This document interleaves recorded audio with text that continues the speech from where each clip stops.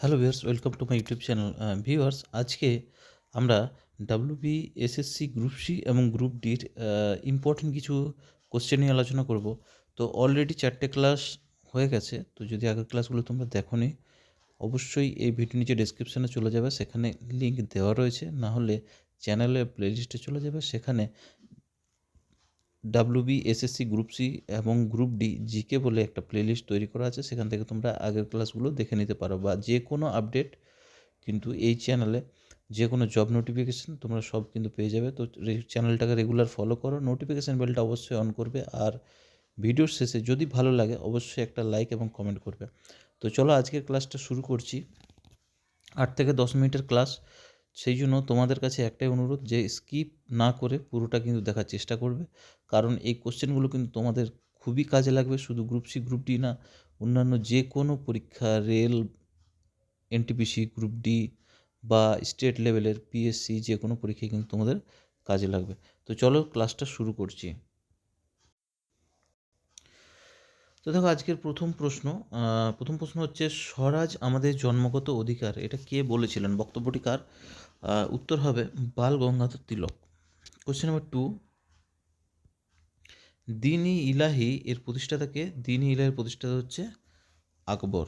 ঠিক আছে, দিন-ই ইলাহি হচ্ছে আকবর। পরের কোশ্চেন দেখো, কোশ্চেন নাম্বার 3, ইন্ডিয়ান মিরর পত্রিকার সম্পাদক কে? এর সম্পাদক হলেন দেবেন্দ্রনাথ ঠাকুর বা দেবেন্দ্রনাথ টেগোর। ঠিক আছে। পরের প্রশ্ন, লখনৌ চুক্তি কত সালে স্বাক্ষরিত হয়েছিল? 1916।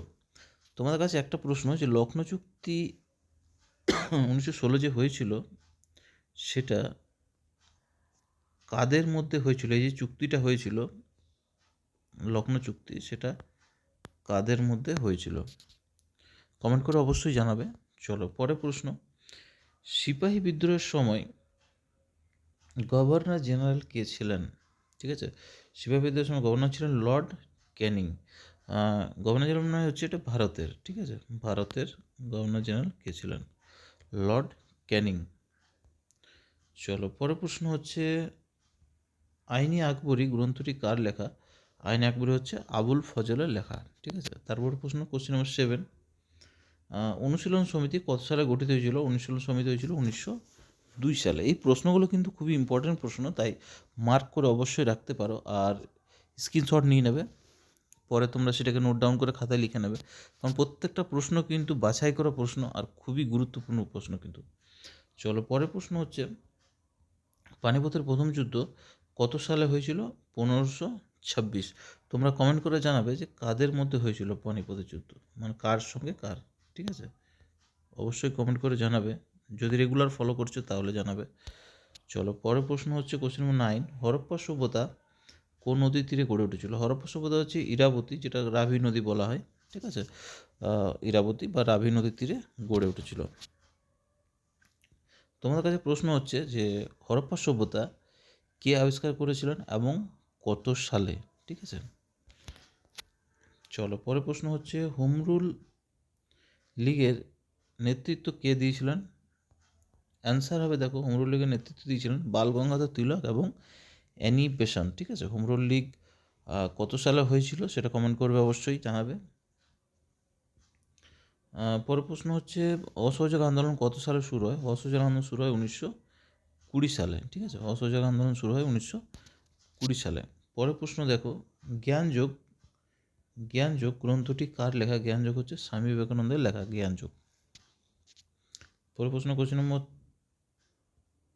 13, মোপলা বিদ্রোহ কত সালে হয়েছিল? না, মোপলা বিদ্রোহ হয়েছিল 1921 সালে। এই প্রশ্নটা কিন্তু ভ্যারি ভ্যারি ইম্পর্টেন্ট, তোমরা মার্ক অবশ্যই করে রাখবে। মোপলা বিদ্রোহ 1921 সালে হয়েছিল। পরের প্রশ্ন হচ্ছে, পলাশির যুদ্ধে ইংরেজদেরকে কে সহায়তা করেছিলেন? না, মীর জাফর। ঠিক আছে। 15 নম্বর কোশ্চেন, দ্বিতীয় পানিপথের যুদ্ধে বা পানিপথের দ্বিতীয় যুদ্ধে কে পরাজিত হয়েছিল? না, আকবর হয়েছিল। ঠিক আছে, পানিপথ দ্বিতীয় যুদ্ধ হয়েছিল কত সালে? না, 1556 সালে কিন্তু হয়েছিল পানিপথের দ্বিতীয় যুদ্ধ।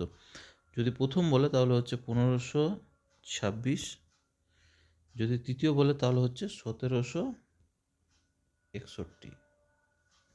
ঠিক আছে।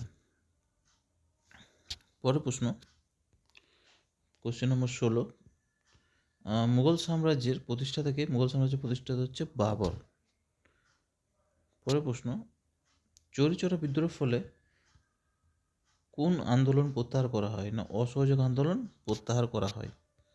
পরের প্রশ্ন, হলদিঘাটের যুদ্ধে কে পরাজিত হন? মহারাণা প্রতাপ। তো হলদিঘাটের যুদ্ধ হয়েছিল তোমাদের 1576 সালে হয়েছিল। 1576 সালে হলদিঘাটের যুদ্ধ হয়েছিল, ঠিক আছে, যেখানে পরাজিত হয়েছিল কে? মহারাণা প্রতাপ। ঠিক আছে, আকবরের সঙ্গে হয়েছিল মহারাণা প্রতাপের। পরের প্রশ্ন হচ্ছে, ভারত ছাড়ো আন্দোলনের সময় ভারতের ভাইসরয় কে ছিল? না লর্ড লিনলিথগো। ঠিক আছে, ভারত ছাড়ো আন্দোলন হয়েছিল 1942 সালে। ঠিক আছে, 1942 সালে হয়েছিল ভারত ছাড়ো আন্দোলন। সেই সময় ভাইসরয় ছিল লর্ড লিনলিথগো।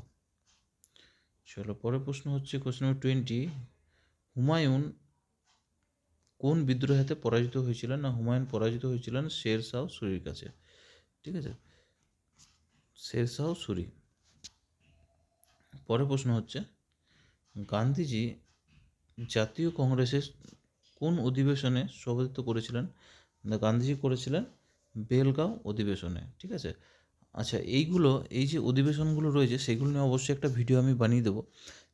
অনেকগুলো অধিবেশন হয়েছে, যেটার ইম্পর্টেন্ট অধিবেশনগুলো যেগুলো পরীক্ষায় আসে আর কি, সেইগুলো নিয়ে একটা ভিডিও বানাবো, সেগুলো তোমরা দেখে নিও। ঠিক আছে, তো আপাতত এই কোশ্চেনটা বলে দিলাম যে বেলগাঁও অধিবেশনে গান্ধীজি সভাপতিত্ব করেছিলেন। পরের প্রশ্ন হচ্ছে, হরপ্পা সভ্যতার প্রধান দুটি নগরের নাম কি? হরপ্পা ও মহেঞ্জোদারো, এই দুটি হচ্ছে প্রধান দুটি নগর। ঠিক আছে,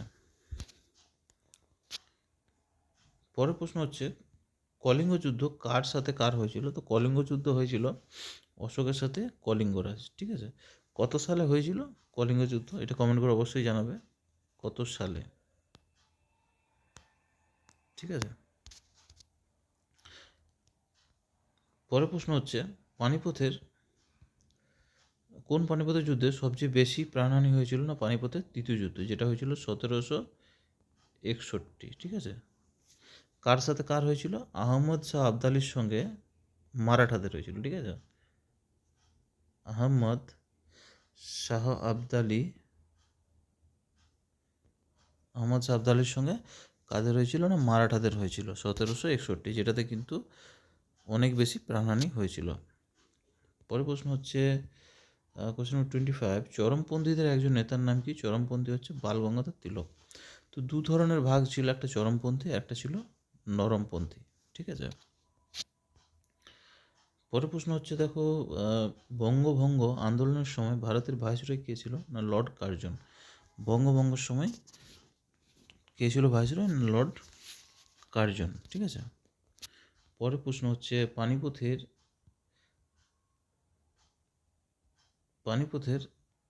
প্রথম পানিপথের যুদ্ধ কেন গুরুত্বপূর্ণ? না পানিপথের প্রথম গুরুত্বপূর্ণ এইটাই কারণ এটি ভারতের মুঘল সাম্রাজ্যের সূচনা হয়েছিল এটাতে। কারণ 1526 সালে বাবর এই যুদ্ধে কী করেছিল? মুঘল সাম্রাজ্যের কিন্তু সূচনা ঘটায় 1526 সালে বাবর। পরের প্রশ্ন হচ্ছে, বরদৌলি সত্যাগ্রহ কত সালে হয়েছিল? বরদৌলি সত্যাগ্রহ হয়েছিল 1928 সালে। ঠিক আছে, এটা খুব ইম্পর্টেন্ট প্রশ্ন, একটা ভেরি ইম্পর্টেন্ট, স্টার মার্ক দিয়ে রাখতে পারো।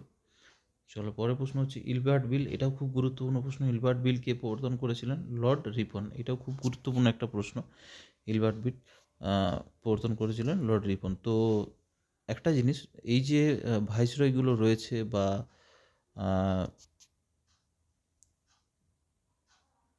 মানে মডার্ন যে হিস্ট্রিটা, সেটা কিন্তু তোমাদেরকে কিন্তু করতে হবে। খুবই এখান থেকে অনেক কিন্তু প্রশ্ন আসে, হ্যাঁ, সেগুলো করতে হবে তোমাদেরকে। চলো পরের প্রশ্ন হচ্ছে, প্রথম গোলটেবিল বৈঠক কবে অনুষ্ঠিত হয়েছিল? প্রথম গোলটেবিল বৈঠক হয়েছিল 1930 সালে। ঠিক আছে, 1930 সালে প্রথম গোলটেবিল বৈঠক হয়েছিল। তো আজকের এই প্রশ্নগুলো ইম্পর্টেন্ট প্রশ্নগুলো, পরে আবার একটা নতুন ক্লাস নিয়ে আসবো। ভিডিওটি যদি ভালো লাগে অবশ্যই একটা লাইক দেবে। সাবস্ক্রাইব যদি এখনও করনি অবশ্যই সাবস্ক্রাইব করবে, নোটিফিকেশান বেলটা অন করে রেখে দেবে, তাহলে যখনই আমি ভিডিও ছাড়বো সবার প্রথমে তোমার ফোনে পৌঁছে যাবে। ভিডিওটা এখানে শেষ করলাম, পরবর্তী আরও ক্লাস নিয়ে আসবো। ততক্ষণের জন্য টাটা।